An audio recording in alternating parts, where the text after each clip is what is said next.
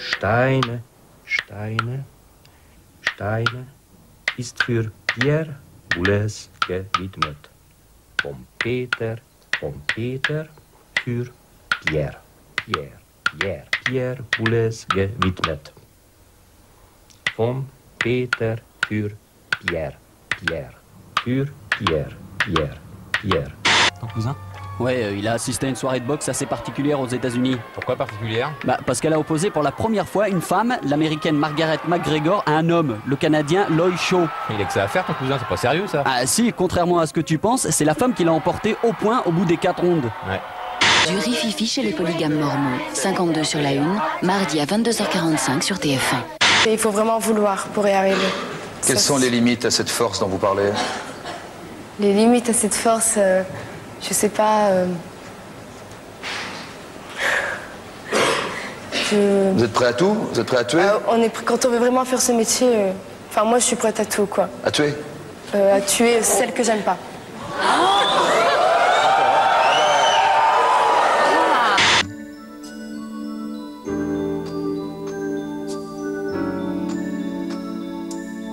Pascal, quelle est pour vous l'animatrice la plus sexy du... Paf. Le chien. Exactement. Bon, Claire Chazal. Moi, j'aime bien Claire Chazal. Avec comme ses petits tailleurs stricts et tout, là. Alors, on imagine des choses. On voit pas ses jambes, alors on devine, on se dit, tiens, est-ce qu'elle a des belles jambes et tout. Ouais. Puis, généralement, les femmes qui sont en tailleurs stricts, en fin de compte, en vie privée, ça doit cartonner sec. On l'appelle le chatouilleur de boutons, le magicien de la boîte à frissons. On dit qu'il a les touches faciles. Avec ses doigts agiles, On l'appelle le chatouilleur de boutons. Les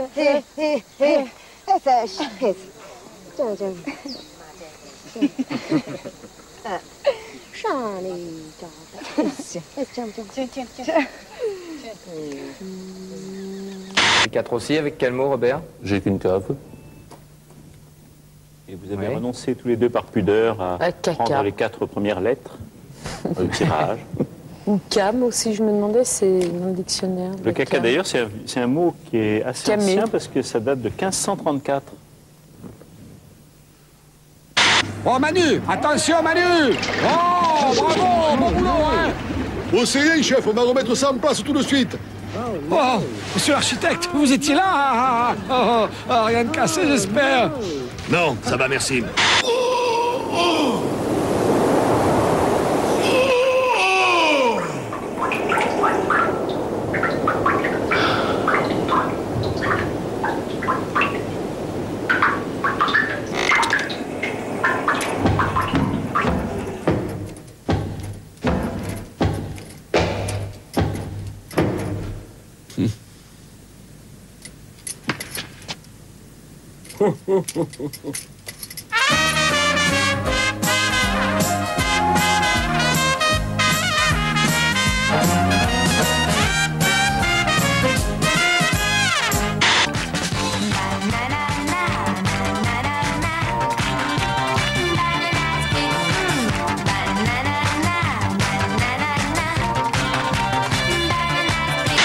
Kg 550 de plus sur la planète Terre, voici en chair et en os le 6 milliardième être humain.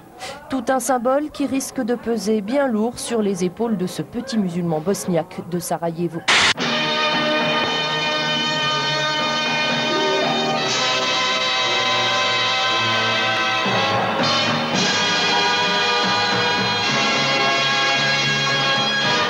Certains informaticiens craignent encore le fameux bug de l'an 2000, même si la plupart des entreprises ont pris des dispositions pour que ce passage se fasse en douceur.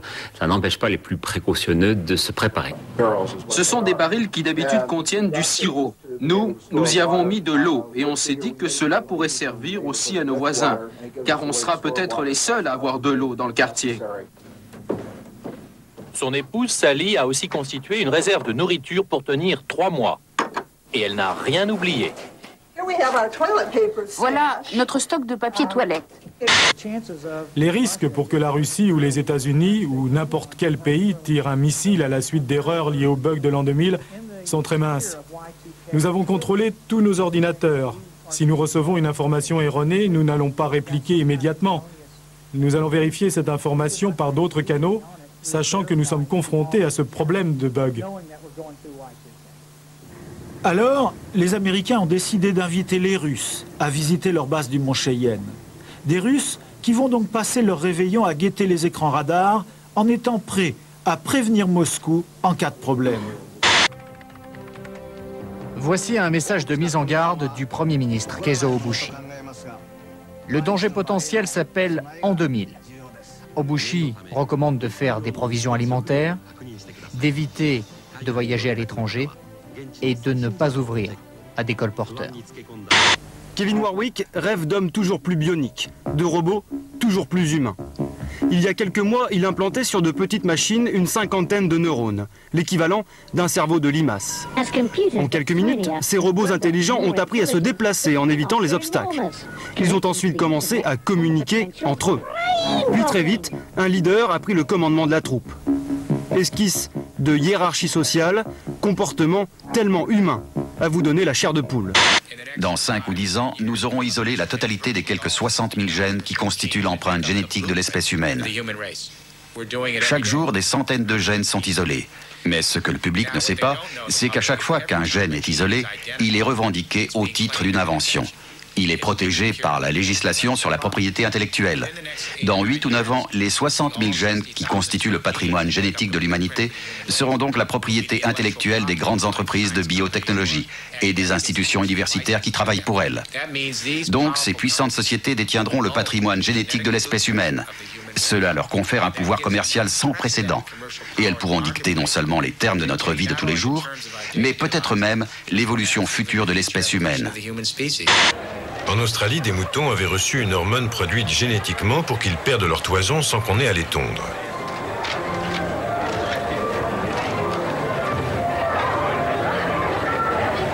Sans leur poil protecteur, ils ont attrapé de graves coups de soleil.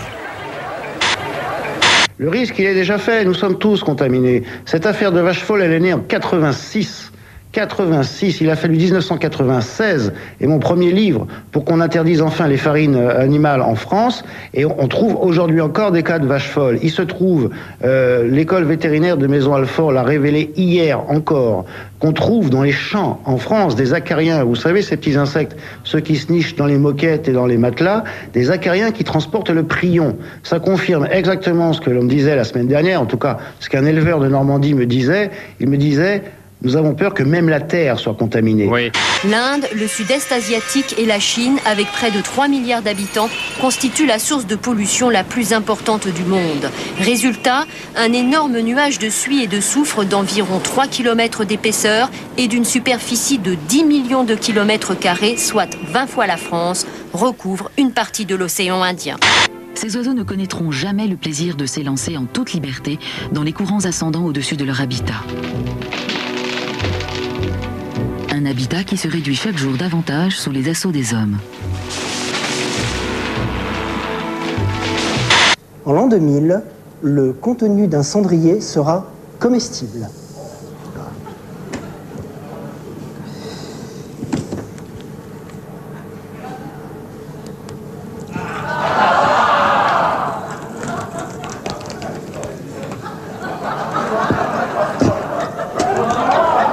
Dégueulasse. Bah oui, mais t'as dit en l'an 2000, on n'est pas en l'an 2000. Étant donné leur grand âge, ces souris devraient être mortes. Mais elles bénéficient d'un sursis depuis qu'elles ont un gène en moins. Un gène qui contrôle la protéine P66SHC en rapport avec les cellules responsables du vieillissement. L'opération, réalisée dans un laboratoire italien, n'a pas eu d'effet néfaste sur la santé des cobayes. Le laboratoire italien pense déjà à l'application de sa découverte sur l'homme. L'être humain aurait alors à sa portée un tiers de vie en plus. Mais de nombreux chercheurs sont sceptiques. Retirer un gène sans conséquence sur la santé leur paraît improbable. Cet hélicoptère russe dégage difficilement un mammouth, toute défense au vent, vieux de 23 000 ans. Remarquablement conservé, il a été transporté sur 250 km dans son cube de glace d'origine pour ne pas rompre la chaîne du froid. Il sera étudié dans la ville de Katanga. Les chercheurs réfléchissent à l'idée d'un clonage grâce à l'ADN du spécimen disparu. Il donne la pâte, il aboie, il joue à la baballe. La grande société très célèbre qui fabrique ce chien prénommé Aibo affirme qu'il préfigure, je cite, l'animal de compagnie du 21e siècle. Un film japonais destiné aux futurs clients du premier hôtel en orbite autour de la Terre dans les années 2020.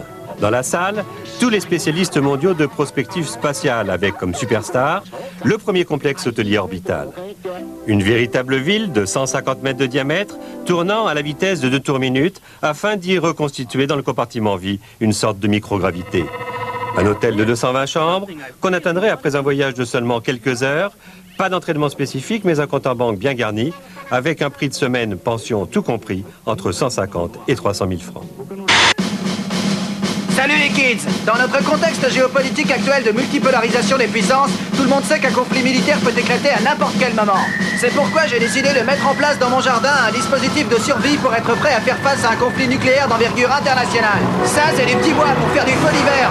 Là, c'est des chocs à pic pour les petits déjeuners des gosses. Devant vous, des kilomètres de grillage électrifié pour bien délimiter le jardin. J'ai aussi prévu 2 ans de réserve de farine sans grumeaux pour ma femme. Elle adore faire des quiches à la tomate et au petit lardon. Là-bas, c'est la niche du chien. Elle est entièrement climatisée. Et s'il veut se promener, il peut compter sur 8 km de laisse. Et puis parce que j'adore le riz basmati, j'en ai acheté 8 tonnes avec des seaux pour en bouffer des pleines plâtrées. De plus, parce qu'il y aura des secousses sismiques, j'ai prévu toute une réserve de verre en Pyrex pour boire de l'eau décontaminée en toute tranquillité. Par contre, pour les matchs de foot à la télé, j'ai stocké 35 000 canettes de bière sans alcool. Et puis parce qu'on peut jamais compter à 100% sur sa bagnole, j'en ai commandé 12 au cas où je me ferais piquer mon autoradio. Bon, je vous laisse, j'ai rendez-vous avec mon psy. Ouais, il est chiant en ce moment, il veut me voir toutes les demi-heures. Allez, au bout.